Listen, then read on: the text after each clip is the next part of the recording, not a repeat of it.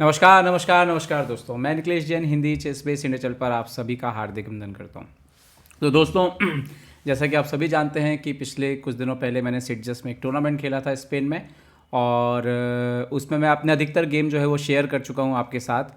कुछ की video recording available थी, कुछ लाइव गए थे। और मैं जो 3 गेम जो है मैं हारा था, वो भी मैंने उस पर भी वीडियो ऑलरेडी बनाया हुआ है, तो वो भी आप वीडियो जाके देख सकते हैं। ये एक वो गेम है जो मैं आपको दिखाना चाह रहा था, क्योंकि इस गेम को के लिए मैं बोल सकता हूँ कि मुझे गुकेश को थैंक यू बोलना चाहिए। और मैं गुकेश को क्यों थैंक यू बोलना चाहिए वो आपको गेम देखने के बाद जो है वो समझ में आएगा। तो आइए देखते हैं गेम। मेरा मैच जो था वो साउथ अफ्रीका के एक बहुत ही टैलेंटेड यंगस्टर है, बच्चा था ये 10-11 साल का। और इस टूर्नामेंट में इसकी रेटिंग भी काफ़ी बढ़ रही थी। सो आई थिंक नाउ ऑलरेडी 1800 हो गया होगा टूर्नामेंट के बाद। सो उस टूर्नामेंट में तो 1663 थी। बट आपको पता है कि बच्चों से खेलना सबसे मुश्किल जॉब होता है, क्योंकि बच्चे जो है वो बहुत ही आसानी से टैक्टिक्स देख पाते हैं और बहुत ही तेज़ खेलते हैं। सबसे बड़ी बात, मैच की शुरुआत हुई, यहाँ पर डेनियल ने E4 खेला, मैंने जवाब दिया D5। एक्चुअली हुआ ये था कि ठीक इससे पिछला मुकाबला जो है वो मैं हार गया था। और मैंने उस पर ऑलरेडी वीडियो बनाया हुआ है। और सडनली ये गेम जो था वो लाइव चल रहा था, ये तो डिजिटी बोर्ड पे था। सो और ऑलरेडी वो ब्लैक से खेल के हारा था, तो उसमें मैंने सिसिलियन खेला था। तो मैंने इसमें बोला कि थोड़ा चेंज करता हूँ। और मेरा आइडिया ये था कि मैं बहुत ही कॉम्प्लिकेशंस में नहीं जाना चाहता हूँ, और गेम को जो है मैं आसान रखने की कोशिश करूँगा मेरे लिए। तो देखिए क्या हुआ। E4 D5 E D5 queen D5 night C3। यहाँ पे मैंने क्वीन D8 वेरिएशन खेल दिया। कई बार मैं क्वीन D6 खेल देता हूँ। तो अलग अलग लाइनें हैं। तो उन्होंने खेला D4, मैंने खेला नाइट F6। यहाँ पे अगर नाइट F3 कोई निकले तो बिशप G4 लाइन, ये मैग्नस कार्लसन ने इसको काफ़ी खेला है। सो मैं उसका इस्तेमाल करता हूँ। इंजन कुछ भी बोले उसका फ़र्क नहीं पड़ता, अल्टीमेटली बोर्ड पे क्या हो रहा है वही फ़र्क पड़ता है। बिशप C4 यहाँ पर खेला उन्होंने, मैंने खेला C6। Bishop E3 bishop G4। यहाँ पे मैं बिशप F5 भी खेल सकता हूँ, बट मुझे बिशप G4 इंटरेस्टिंग लगा। और यूजली जब मैं किसी भी छोटे बच्चों से खेलता हूँ तो मैं एक काम जरूर करता हूँ, और वो मुझे इंटरेस्टिंग लगता है कि मैं उनसे सवाल ज़्यादा पूछता हूँ। सवाल मतलब कि आपको इस तरह के सवाल पूछने चाहिए कि आप अपना क्वीन कहाँ पे रखने वाले हो, आप क्या चलोगे। तो जब आप ओपनिंग को थोड़ा सा तोड़ते हैं तो आपके लिए वो बेहतर स्थिति निकल के आती है। उन्होंने F3 खेला, मैंने बिशप F5 खेला, और यहाँ पर उन्होंने खेला नाइट G2। मैंने खेला E6। जब मैं E6 खेल रहा था मैं ये बात जानता था कि G4 और इस तरह से आक्रमण हो सकता है, बट मैं इस चीज़ को लेकर के थोड़ा सा श्योर था कि अ, उतना अच्छा नहीं होना चाहिए वाइट के लिए। खैर E6 और उन्होंने G4 कर दिया। और आपको याद होगा कि मैंने जो हारा हुआ अपने गेम का वीडियो बनाया है, उसमें ऐसे ही अपोनेंट अटैक किया था मेरे से और मैंने उसको गलत खेल दिया था। उन्होंने H4 किया, मैंने H6 किया, उन्होंने नाइट F4 खेला। और ये पोजीशन पे मैंने नाइट D5 खेला। और मतलब अभी इंजन बोल रहा है डेफिनेटली कि ये जो है वाइट के लिए बेटर है, बट मुझे ऐसा लगा कि बिशप H7 भी मैं खेल सकता था। बट सामा मुझे लगा कि चलो नाइट D5 भी अच्छा होना चाहिए। और नाइट D5 मुझे ऐसा लग रहा था कि इंटरेस्टिंग है, क्योंकि E3 पे अटैक है, तो वही सवाल आप पूछ रहे हो सामने वाले से। उन्होंने नाइट D5 मारा, मैंने ED5 मारा, और यहाँ पे उन्होंने मारा नाइट G6 FG6। अब देखिए इंजन क्या बोल रहा है। इंजन के हिसाब से तो ब्लैक का गेम खत्म हो चुका है, लेकिन आप खुद इसको बोर्ड पे लगाइएगा और सोचिएगा तो इतना आसान नहीं दिख रहा है सब कुछ। उन्होंने बिशप D3 खेला, मैंने क्वीन F6 खेला। अच्छा, यहाँ पे एक्चुअली मैंने ना जो वेरिएशन बेसिकली मैंने देखा हुआ था कि यहाँ पे अपोनेंट जो है वो क्वीन E2 आएंगे, ये मैंने देखा था बिशप E7। और मैंने देखा हुआ था कि बिशप G5 जो है वो सही चाल नहीं है, because of H into G5 यहाँ पे जो है वो आ रहा है। और यहाँ पे अभी फिलहाल ये रुक हैंगिंग है, सो रीज़न यही है। तो अभी बिशप G5 नहीं आ रहा है, तो मैंने देखा उन्होंने कैसल करेंगे। एंड देन मैंने सोचा कि चलो मैं नाइट D7 करूँगा, बट देन जब रुक D1 आया तो मुझे थोड़ा सा टेंशन हुआ। मुझे लगा कि अभी तो प्रॉब्लम है काफ़ी। तो मैंने ना यहाँ पे बहुत सारी चीज़ें सोची, मैंने यहाँ पे बहुत सारी लाइन सोची कि मैं किंग D8 हट जाता हूँ, क्योंकि अभी क्या है, थ्रेट आ रहा है bishop G5 bishop into H6, क्योंकि यहाँ पे प्रॉब्लम है। आप कैसल करोगे तो फिर मैंने बहुत सोचा, और मैंने बोला कि नहीं मैं कैसल तो कर ही लेता हूँ। क्या होगा मैक्सिमम अगर अपोनेंट बिशप H6 यहाँ पे मारते भी है तो मैं GH6 मारूंगा, क्वीन E7 अगर आते हैं तो क्वीन इंटू F3। और मुझे लगा कि गेम चलना चाहिए। और मैंने देखा है बिशप G6 क्वीन G4, तो मुझे लगा नहीं ये इक्वल तो रहना चाहिए ये पोजीशन। तो मैंने लॉन्ग कैसल किया। अब लॉन्ग कैसल पे एक और सवाल था कि D4, अब वो जब भी बिशप हटाए तो D4 पे प्रॉब्लम आ रहा था। तो डेनियल ने यहाँ पे C3 किया और मैंने यहाँ पे बोला कि अब तो पोजीशन इक्वल हो गई है। मैंने खेला यहाँ पे बिशप D6। अब लेकिन दिक्कत ये है कि मैं जीतना चाहता हूँ, मैं मैच को जीतना चाहता हूँ, और यही मैं आपको बोला था कि गुकेश की वजह से जो भी हुआ उसमें कहीं ना कहीं वो जो मैं वर्ल्ड चैम्पियनशिप पे मैंने कमेंट्री करी थी और जिस तरह से मैंने देखा कि गुकेश सिर्फ खेल रहा है, नॉट विनिंग, उसको पोजीशन से मतलब नहीं, वो बस खेले जा रहा है, खेले जा रहा है। तो G5 किया अपोनेंट ने, मैंने H5 BG5 बिशप F4 मैंने चेक दिया, GF4 क्वीन F4, यहाँ पे किंग C2 आया वो। अच्छा, अब आता है गेम का बहुत ही क्रिटिकल मोमेंट। ठीक है, एक चाल बड़ी सिंपल दिख रही थी मुझे, वो थी रुक इंटू H4, रुक into H4, queen into H4। अब इसके बाद बिशप G6 यहाँ पे जो है वो आ रहा है, और मैंने बोला कि अगर ये पोजीशन आई तो ये मोस्टली जो है ये ड्रॉ की तरफ जा रही है, और वो बच्चे ने काफ़ी अच्छे मैचेस खेले हुए थे, अच्छे प्लेयर्स को हराया हुआ था। मैंने बोला अगर इस तरह का पोजीशन प्ले मिलेगा तो कुछ होने वाला नहीं है। तो ये बहुत ही एक इम्पॉर्टेंट मोमेंट था जहाँ पे मैंने जो चाल चली है वो इंजन को तो पसंद नहीं आएगी, लेकिन मैंने काफ़ी सोचने के बाद वो चाल चली, क्योंकि मैं चाह रहा था कि पोजीशन में कुछ इनबैलेंसेस आए, और मैं देखना चाह रहा, मुझे यही एक उम्मीद थी कि कहीं ना कहीं जब वो डबल रुक के साथ अपोनेंट को खेलना होगा तो कैसा खेलेंगे। तो मैं दिखाता हूँ, मैंने यहाँ पे खेला रुक F8। अब इंजन के हिसाब से 1.4 माइनस है, उन्होंने मारा, मैंने मारा, मैं किंग C7 गया, एंड यहीं से जो है वो कहानी शुरू होती है। अब अपोनेंट को जनरली करना क्या चाहिए, रुक H1। अभी मैं यहाँ पे जो है मुझे ना पोजीशन में, मैं एक्चुअली मैं ये F3 वगैरह ज़्यादा मार नहीं सकता, क्योंकि ये दूसरा, ये रुक इधर आएगा फिर इधर मारेगा, ये दूसरा रुक अंदर आ रहा है, मेरे को अपने राजा के लिए जगह बनानी पड़ेगी। तो एक्चुअली मैं वहाँ पे ना, मुझे जो है अगर वो दूसरा रुक इधर आ जाता है तो मुझे C5 वगैरह खेलना पड़ेगा। बट येस ठीक है, आप क्वीन के साथ आपको डर भी लगता है, चीज़ें रहती है। D4 यहाँ पे फॉल डाउन फॉल हो सकता है, अगर D4 जाता है खुलता है पोजीशन, जैसे मान लीजिए आप मार देते हैं तो आफ्टर नाइट C5 ब्लैक का पोजीशन इंटरेस्टिंग है यहाँ पे, क्योंकि क्वीन और नाइट का कॉम्बिनेशन बहुत डेडली होता है। तो उन्होंने क्या किया, उन्होंने रुक E2 पीछे ले लिया। ठीक है, मैंने क्वीन इंटू F3 मारा। अब उन्होंने क्या किया, सब कुछ एक दूसरे के सपोर्ट पर कर दिया कि भाई ठीक है, सब ठीक है। मैंने खेला नाइट F6, रुक E7, मैंने खेला किंग B6, रुक इंटू G7। यहाँ पे मैंने एक चाल निकाली नाइट G4।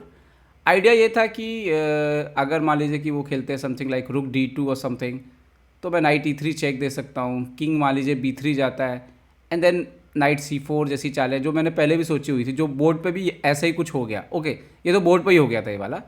हाँ, मैंने ये भी सोचा हुआ था कि अगर नाइट E2 आते तो देन यहाँ पे नाइट E3 चेक, और मान लीजिए कि किंग कहीं गया D2 वगैरह, so then even knight F1 knight F5 मुझे इंटरेस्टिंग लग रहा था। मैच पे उन्होंने नाइट D2 खेला, मैंने खेला चेक दिया, किंग B3। और यहाँ पर ना बहुत ही मज़ेदार चीज़ हुई, इस समय जब मैं सोच रहा था कि मैं क्या चलूँ, नाइट F5 खेलूँ क्या खेलूँ, तो मैंने देखा कि वेस्ली इवांचुक जो कि इसी टूर्नामेंट के ग्रुप ए में खेल रहे थे, वो मेरा मैच देख रहे थे, और वो कम से कम 5 मिनट तक खड़े होकर मेरा मैच देख रहे थे। मैं बोला यार ठीक है, इतने बड़े प्लेयर मैच देख रहे हैं, कुछ ना कुछ तो इधर होना चाहिए। मैंने ना यहाँ पे ये चाल खेली नाइट C4 बिशप C4। मुझे लगा आफ्टर DC4 चेक कि वो शायद पॉन को ना मारे, क्योंकि पॉन मारने से किंग ओपन पे आ रहा था, और ये किंग C4 एक बड़ी ब्लंडर थी। लेकिन अगली चाल में मैंने सही चाल नहीं चली, क्योंकि मुझे कुछ नहीं दिखा एक मोमेंट के बाद।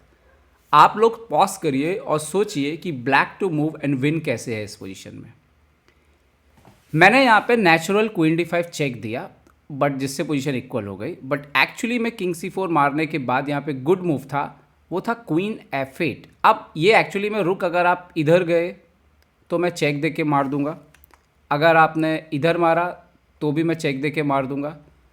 तो अब क्वीन, इसको अगर आप इधर गए तो एक्चुअली हुआ ये कि इसके बाद मुझे दिखा नहीं, इसके बाद मुझे दिखा ही नहीं कि चाल क्या हो रही है। तो एक्चुअली मैं यहाँ पे ना, मतलब एक्चुअली मैंने ये रुक D7 देखने के बाद मुझे साफ साफ दिख ही नहीं रहा था कि क्या हो रहा है। बट यहाँ पे एक ब्रिलियंट मूव थी क्वीन F5। एक्चुअली मैं यहाँ पे मेट लगाया और रुक मर रहा है, और ये नहीं दिखा मुझे, तो मैंने वो नहीं खेला इसीलिए, और मैंने क्वीन D5 खेल दिया, and then king D3, so queen F5 check, king E2। अब ये कहानी शुरू हुई, मैंने चेक देना शुरू किया। थोड़ी देर बाद मैंने ये वाला एक पॉन मार लिया और मुझे लगा यहाँ से एक पास्ट पॉन है, चेक दिया, किंग पीछे गया और मैंने समहाउ जो है एक और पॉन मारा यहाँ पे और मैं पॉन अप हो गया पोजीशन में। अब उन्होंने रुक F6 खेला, मैंने यहाँ पे क्वीन G8, अब उन्होंने पॉन पीछे लगाया। अच्छा, ये खेलते खेलते इस पोजीशन पे मैं श्योर था इस पोजीशन में कि यहाँ पे मैं क्वीन G5 खेल सकता हूँ, जो मेरे कैलकुलेशन में चल रहा है ना, तो वो ये नहीं खेल सकता। बाद में मुझे दिखा कि क्वीन G5 पे तो रुक यही मार देगा, कुछ नहीं हुआ, तो वो पॉन मर गया मेरा। मैंने इसको फिर G3 खेला और ये करके पॉन मर गया। एंड देन अब वो मुझसे ड्रॉ पूछ रहे थे, बट मैं चाहता था कि बिल्कुल लास्ट तक खेलूँ चाहे जो हो जाए। तो वो एक्चुअली गुकेश का प्रभाव था मेरे ऊपर कि मैंने बोला नहीं, मैं खेलूँगा, चाहे हार जाऊँगा पर मैं खेलूँगा। अब मैं चेक दे रहा हूँ, कुछ हो नहीं सकता, ये टेक्निकली ड्रॉ पोजीशन है। मतलब अब मैंने कॉर्नर से, मैंने बोला ठीक है आप कुछ नहीं करते, तो मैंने बोला चलो पॉन बढ़ना शुरू करते हैं, शायद इस स्ट्रक्चर को तोड़ने से कोई फ़ायदा मिले, एक एक्स्ट्रा पॉन मिल जाए, ये पॉन कुछ निकल जाए। क्वीन B3 आया, उन्होंने डिफेंड किया, मैं किंग को मैं यहाँ पे पिन करने की कोशिश कर रहा था, उन्होंने किंग को हट लिया। एंड देन मैंने बोला कि अभी कुछ नहीं हो रहा, मैं कैलकुलेट कर रहा। तो मैंने क्या किया, मैंने फिर से जो है यहाँ पे इस पोजीशन, यहाँ पे ये पोजीशन आई थोड़ी देर बाद, चेक चेक चेक देखे। एंड देन बोला चलो कोई नहीं, अपने राजा को इम्प्रूव करना शुरू किया। अब देखिए कितना डेंजरस था, एक चेक भी आ जाए तो मेरा क्वीन मर जाएगा। मैं किंग को और ऊपर चला गया लाइट कलर पे, वो किंग C2 आ गए। यहाँ पे मैंने और चेक दिया, उन्होंने रुक को फिर से बीच में रखा, मैंने B6 खेला, रुक E3, मैंने फिर से चेक दिया। ये वो मोमेंट था जहाँ पे बहुत ही मैंने चेक दिया, उन्होंने ये रखा और मैंने बहुत सोचने के बाद किंग D5 रखा। अब यहाँ से मुझे कुछ दिख रहा था, पोजीशन इक्वल थी, लेकिन मुझे ये दिख रहा था कि अगर कभी किंग पॉन एंड गेम आ जाए तो मैं बेटर हो सकता हूँ। लेकिन दिक्कत ये थी कि वो किंग बार बार ऊपर आ रहे थे। तो यहाँ पे सडनली मुझे एक वेरिएशन दिखा, मैंने क्वीन F1 चेक दिया, किंग C2, और ये जैसे मैंने बोला कि सवाल पूछना ज़रूरी है, तो मैंने अपोनेंट को सवाल पूछा कि क्या तुम ऊपर आओगे और मुझे ये पॉन दोगे। अब देखने में बड़ा डेंजरस लगता है क्योंकि ये पॉन क्वीन हो सकता है, तो अगर आप ऊपर आते हो, जो कि सही चाल थी, और अगर मैं क्वीन B2 मारूं तो यहाँ पे रुक E5 चेक है, अभी मैं किंग को कहाँ जाऊँगा, किंग D6, ना रुक E6, अभी मैं कहाँ जाऊँगा, किंग C7, ना रुक E7 चेक, और मैं ज़्यादा भाग नहीं सकता, अभी मैं इधर नहीं जा सकता। अगर मैं इधर जाऊँगा तो मेरे ख्याल से आई थिंक रुक G7 के बाद ये मेट थ्रेट लग रहा है और अब मुझे लगातार परपेचुअल चेक देने पड़ेंगे, तो ये हो सकता था, ठीक है, तो ये ड्रॉ होता फोर्सफुली। लेकिन एक सवाल था कि भाई आप क्या दोगे, तो इतना कैलकुलेट अगर आप नहीं कर पाए तो फिर वो आप पॉन नहीं दोगे, तो उन्होंने पॉन नहीं दिया। एंड देन मैंने मारा क्वीन इंटू E4, रुक into E4, queen E4, king C2 आया, मैंने किया G5, और ये था मोमेंट चेक परफेक्ट खेलने का। अगर यहाँ पे एक गलत चाल हुई तो ब्लैक के पॉन काफ़ी ऊपर है और मेरे पास G4 का बहुत ही स्ट्रॉन्ग थ्रेट है। तो सही चाल थी किंग B1 आना, अगर मैं किंग D3 आऊँगा तो किंग A2, एंड देन मैं किंग C2 आऊँगा तो किंग A3, और कुछ नहीं करने की ज़रूरत है और ये ड्रॉ होगा। लेकिन ये देखना आसान नहीं है, उन्होंने किंग D2 खेल दिया और देन आया यहाँ पे G4 शॉट। प्रॉब्लम ये है कि अगर आप मारते हो तो आफ्टर किंग D4 ये लॉस है, क्योंकि बाद में ये पॉन भी मर जाएगा। और अगर आप नहीं मारते हो, मान लो कि आप यहाँ पे किंग C2 कुछ खेल देते हैं, तो देन किंग E3 और ऊपर आएगा यहाँ पे, और अब ये राजा को बहुत प्रॉब्लम है, राजा कहाँ हटेगा। तो CB4 मारा तो सेम सिचुएशन, और अगर आपने राजा को कहीं और हटा पीछे की तरफ, so then take take take, and then उसके बाद किंग D3, और ये लूजिंग हो जाएगा बिकॉज किंग C4, और आपको एक्चुअली में ये पोजीशन आएगा जिसमें आपके ये पॉन मरोगे बट मेरा ये पॉन क्वीन हो जाएगा। तो उन्होंने यहाँ पे D5 खेल दिया, बट मैंने पहले से देख के रखा हुआ था, यहाँ पे B3 चेक था, क्योंकि मैं यहाँ पे अगर मारने जाऊँगा तो ये इक्वल है आफ्टर CB4।